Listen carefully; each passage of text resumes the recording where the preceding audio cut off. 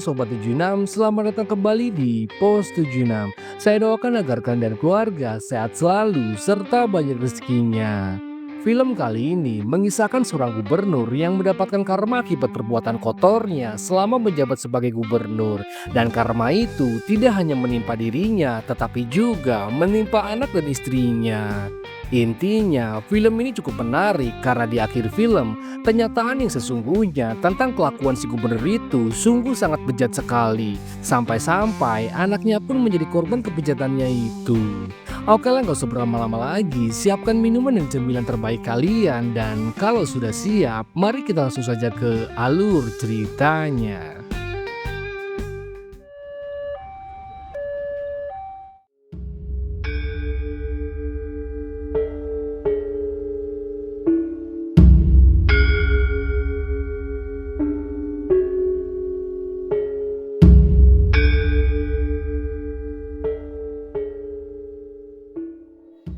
Film diawali dengan memperlihatkan sebuah keluarga kecil yang baru saja tiba di villa mereka yang terletak di pinggir danau.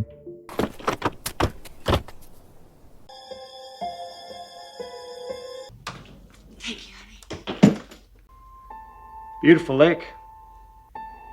You like it? It's nice, right? Beberapa saat kemudian, sang istri yang bernama Lisa langsung mempersiapkan makanan untuk anaknya yang bernama Erin dan juga untuk suaminya yang bernama Nick, yang dimana Nick ini adalah seorang gubernur. Kemudian, Erin yang sedang di dalam kamar mandi, tiba-tiba saja ayahnya masuk dan membuatnya panik. Melihat Erin yang panik, Nick berkata, mana ada seorang ayah yang sengaja ingin mengintip anaknya sendiri. Namun perkataan itu justru malah membuat Erin seperti kesal kepada ayahnya itu, yang seolah-olah Erin trauma terhadap ayahnya sampai-sampai membuatnya meneteskan air mata.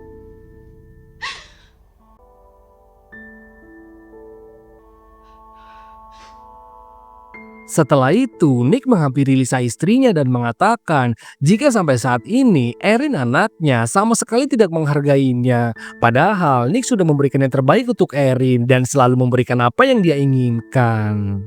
Dari percakapan itulah diketahui kalau Erin ternyata bukanlah anak kandung dari Nick. Pantas saja dari semenjak perjalanan menuju ke villa hingga sampai di villa, sama sekali tidak ada canda tawa di antara mereka. Dan bahkan mereka hanya saling diam satu sama lain. Ditambah melihat Erin yang lebih suka menyendiri ketimbang bersama ibu dan ayah tirinya itu.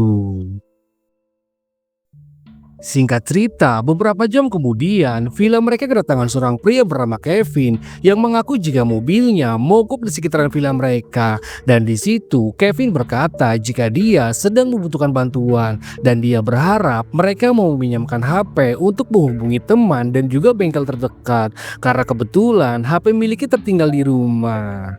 Mendengar hal itu, Nick yang seorang gubernur tentunya sangatlah berhati-hati dan tidak langsung percaya begitu saja dengan orang yang tidak dia kenal. Dan Nick menolak permintaan Kevin itu. Tapi siapa sangka dengan baik hati, Erin meminjamkan HP miliknya dan juga memberikan Kevin sebatang udut. Yang tanpa Nick ketahui kalau ternyata selama ini anaknya diam-diam suka merokok. Tapi hal itu Nick abaikan dulu karena Nick harus fokus mengawasi gerak-gerik Kevin. Hey, Rick. No local mechanic, you said? What's up, man? Back inside. Hillcrest Road. 633 Hillcrest. All right. Yeah, no, it's cool. I'll be here. All right, thanks, man. Setelah menelpon temannya, Kevin berkata jika temannya akan tiba dalam 2 jam ke depan dan dia akan menunggu di luar saja. Namun karena cuaca di luar sangatlah dingin, kali ini Lisa dengan baik hati menawari Kevin untuk menunggu di dalam saja. Dan hal itu membuat Erin terlihat senyum-senyum sendiri ketika Kevin diizinkan untuk masuk, yang seolah-olah Erin tertarik dengan Kevin yang usianya sangat jauh darinya.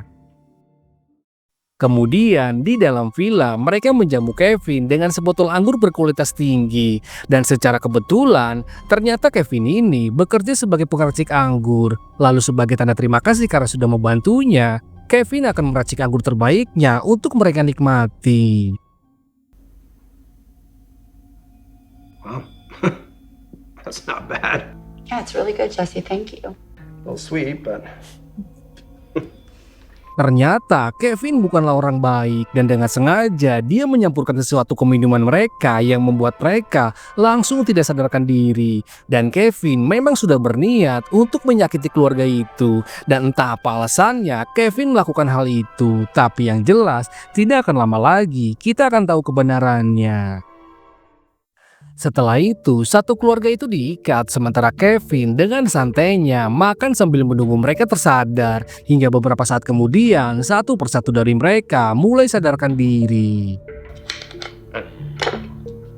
These fucking Brussels sprouts!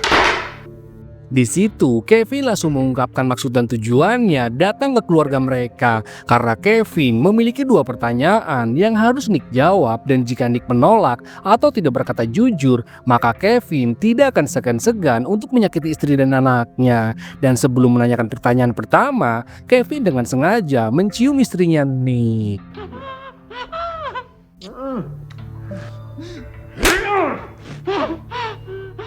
Pertanyaan pertama, Kevin menanyakan, "Nick, apa kau pernah memperkosa 6 gadis di kantor gubernur?" Ya, karena Nick memilih untuk diam, Kevin pun mulai menyakiti istrinya untuk menunjukkan bahwa Kevin tidaklah main-main. Kemudian, Kevin memberikan satu kesempatan lagi untuk Nick menjawab pertanyaan yang pertama. Jika Nick tidak menjawab lagi, maka Erin anaknya akan menjadi target selanjutnya. Sexual harassment, yes or no? Yes! Betapa terkejutnya Lisa mendengar pernyataan Nick jika Nick memang benar telah memperkosa 6 gadis di kantornya. Tentu hal itu membuat Lisa sangat terpukul atas kelakuan suaminya itu. Dan di saat itu juga Kevin meluapkan emosinya dan langsung menghajar Nick hingga berulang kali.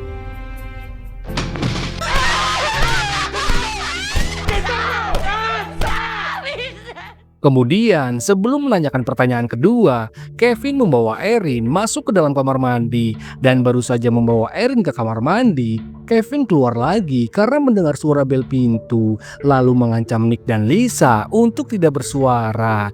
Dan ketika pintunya dibuka, ternyata itu adalah dua anak buah Nick yang tadi siang sempat diminta untuk datang untuk berjaga-jaga setelah adanya Kevin di sana. Kemudian, Kevin mengatakan jika dia adalah sahabat dari Nick yang disuruh untuk menjaga rumah karena saat ini Nick sedang keluar bersama wanita pesanannya. Dan siapa sangka kedua pria itu percaya dengan kebohongan Nick dan pergi begitu saja.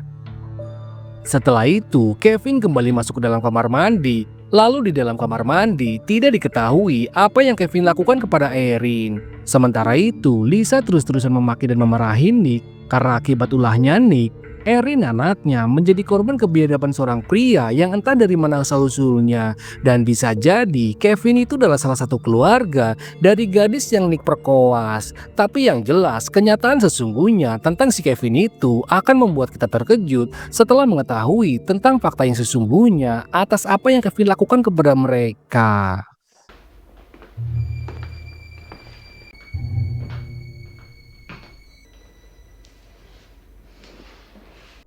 Setelah beberapa menit di kamar mandi bersama Erin, Kevin menanyakan pertanyaan kedua, yaitu, "Nick, apakah kau memiliki selingkuhan setelah menikahi Lisa?" Pertanyaan itu tentu membuat Lisa penasaran sebagai seorang istri, tapi sayangnya rasa penasaran itu tidak terjawab karena lagi-lagi Nick memilih untuk bungkam yang membuat Kevin semakin emosi. There were accusations.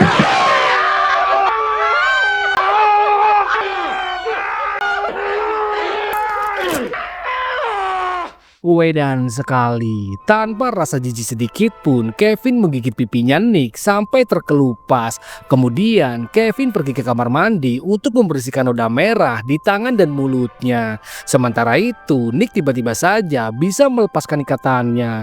Dan bukannya melindungi anak dan istrinya dengan mengajak mereka kabur dari sana, Nick malah meninggalkan mereka begitu saja. Yang hal itu bisa menunjukkan kalau Nick ini sama sekali tidak peduli dengan anak dan istrinya. You fucking pig!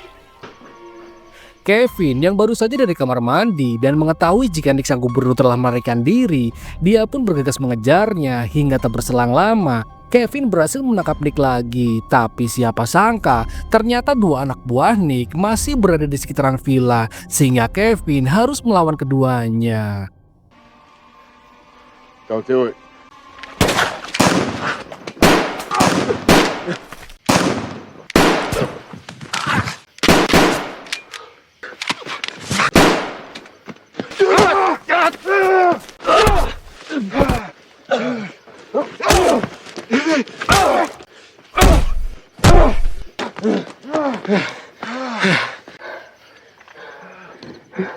Setelah membereskan dua anak buah Nick, Kevin kembali mengejar Nick dan berhasil menangkapnya lalu membawanya ke villa lagi. Kemudian Kevin dengan sengaja menghancurkan kedua lutut si gubernur menggunakan martil supaya Nick tidak bisa kabur lagi. Dan sebelum menanyakan pertanyaan tambahan alias pertanyaan ketiga, Kevin melepaskan ikatan Erin. Dan tak lama kemudian salah satu anak buah Nick kembali muncul dan langsung menyerang Kevin.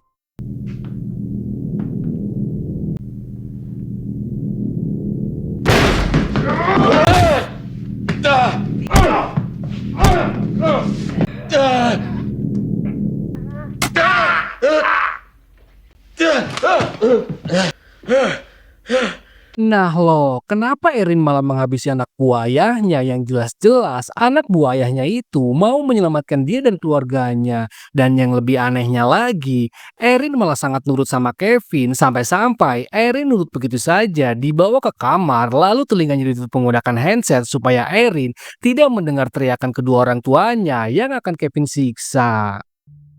Setelah itu, Kevin kembali ke hadapan Nick untuk menanyakan pertanyaan tambahan yang dimana pertanyaan itu membuat istrinya terkejut karena pertanyaan itu sangat tidak disangka-sangka oleh siapapun. Namun sebelum menanyakan pertanyaan ketiga, Kevin dengan sengaja melepaskan ikatan Lisa dan Nick lalu menantang Nick untuk menghajar dirinya sekuat mungkin tanpa ragu-ragu. Yang dengan kata lain, Kevin memberikan kesempatan kepada Nick untuk melakukan perlawanan. Dan kesempatan itu tidak Nick sia-siakan dan begitu ikatannya dilepas, Nick langsung menghajar Kevin.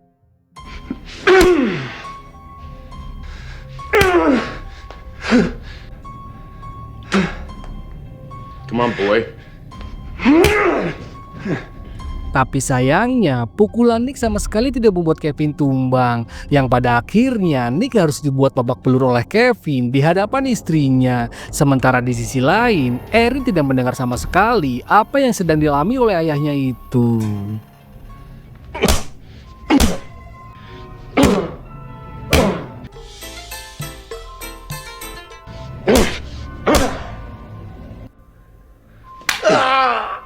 Setelah membuat Nick babak belur, akhirnya Kevin menanyakan pertanyaan ketiga yang dimana pertanyaan itu adalah, "Nick, apakah kamu sering meniduri Erin?" Dan pertanyaan itu tentu membuat istrinya sangat terkejut. Yang lebih terkejutnya lagi, ternyata Nick mengakui jika dia sering meniduri anaknya sendiri. Di keesokan harinya, terlihat Nick sudah berada di pinggir danau dengan keadaan terikat, lalu ikatannya itu menyatu dengan blok beton yang ada di sampingnya. Lalu tak lama kemudian muncul Lisa dengan keadaan tubuh yang bersih dan berpakaian rapi. Kemudian di sini nih semuanya dijelaskan fakta yang sesungguhnya tentang disekapnya keluarga gubernur itu karena ternyata semua itu sudah disetting sejak awal oleh Lisa dan Erin. Lalu si Kevin itu adalah orang yang Lisa panggil untuk membantunya menanyakan dua pertanyaan tentang rumor yang beredar bahwa Nick memiliki selingkuhan dan telah memperkosa 6 gadis di kantornya. Dan ketika sandiwara itu sedang berlangsung, Lisa dengan sengaja memasukkan obat tidur ke dalam minuman suaminya itu. Dan setelah itu Lisa beserta Erin anaknya langsung berpura-pura tertidur. Lalu kejadian di mana saat Erin dibawa ke kamar mandi oleh Kevin itu bukanlah untuk diapa-apakan seperti yang saya atau kalian pikirkan, karena di dalam kamar mandi Kevin hanya ingin membersihkan noda merah yang ada di tubuh Erin. Dan di saat itu juga Kevin mendapatkan fakta baru dengan melihat tangan Erin yang penuh dengan luka yang ternyata itu adalah ulahnya Nick. Dan karena itulah pertanyaan yang tadinya hanya 2 pertanyaan berubah menjadi 3 pertanyaan setelah mengetahui jika Erin sering ditiduri oleh ayah tirinya itu. Setelah penjelasan itu, Kevin datang dan disusul oleh Erin. Kemudian sebelum menenggelamkan Nick ke dasar danau, Nick diberitahu fakta lain, yaitu kalau ternyata Kevin adalah mantan suami dari Lisa dan Erin adalah anak kandung dari Lisa dan Kevin. Setelah memberitahu kenyataan tersebut, Nick langsung ditenggelamkan ke dasar danau dan film pun berakhir.